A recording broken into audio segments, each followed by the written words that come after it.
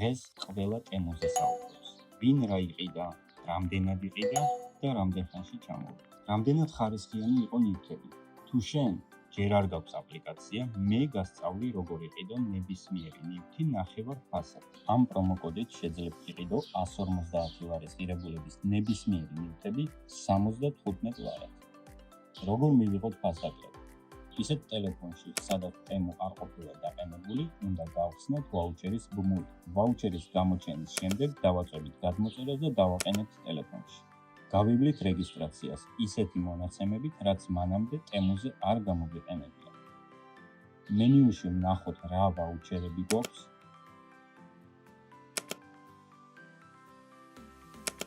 150 ლარიან შეკვეთაზე გვაკლდება 75 ლარი, 300 ლარიან შეკვეთაზე 90 ლარი და რამდენიმე სხვა ვაუჩერი.